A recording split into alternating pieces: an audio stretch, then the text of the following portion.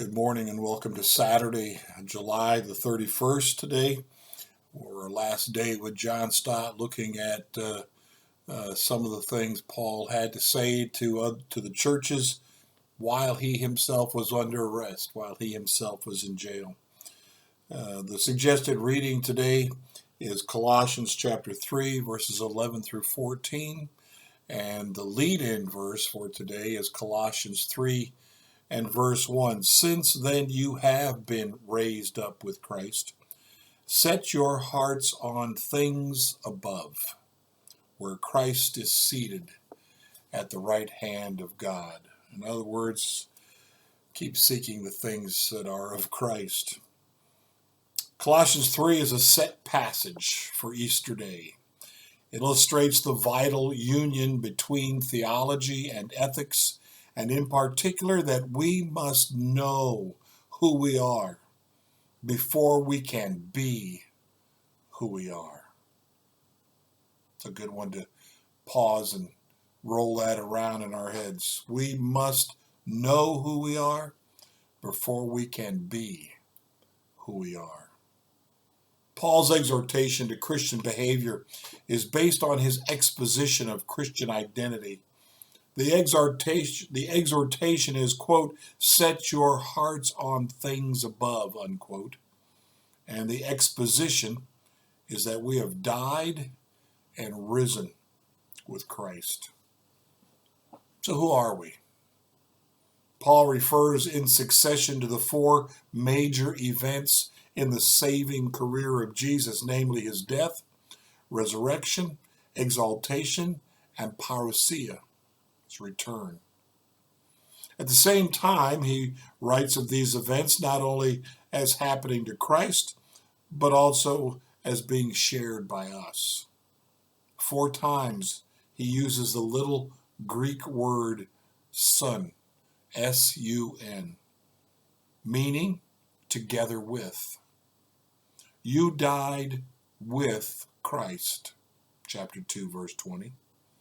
You have been raised with Christ, chapter 3, verse 1. Your life is hidden with Christ, 3:3. And you will appear with Christ, 3:4. These great statements are not make-believe. They tell us what happens to us as a result of being united to Christ through faith inwardly and baptism outwardly. We are the same people with the same face, name, passport, nationality, and appearance. But we are new people, enjoying a hidden life with Christ. Indeed, Christ is our life. Chapter 3, verse 4. We turn now from Paul's exposition of who we are, if we are Christians, to his exhortation regarding how we should behave. Quote, set your hearts on things above, unquote, he writes. Verse 1. Again, set your minds on things above, not on earthly things. Verse 2. But earthly things, quote unquote, by earthly things, Paul did not mean that we should neglect our earthly responsibilities at home and work, in church and community.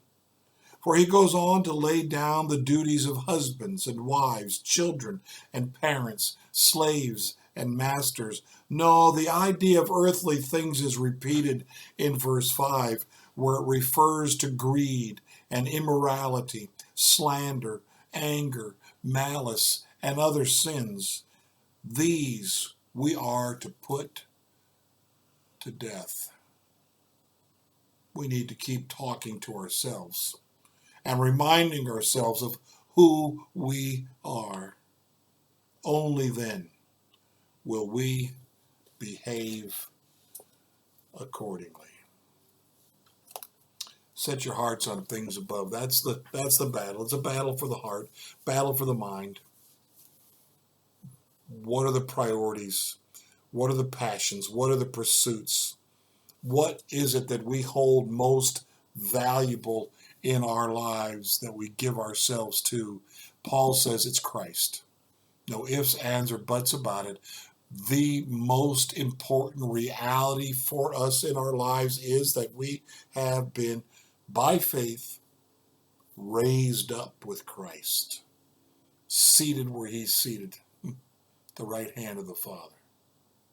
Keep pursuing that, Paul says. Keep going after that.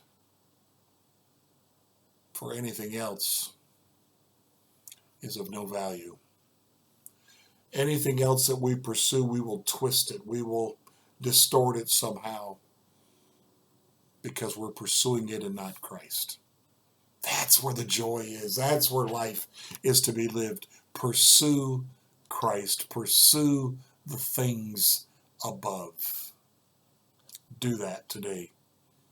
Do that today. Do it every day. Blessings.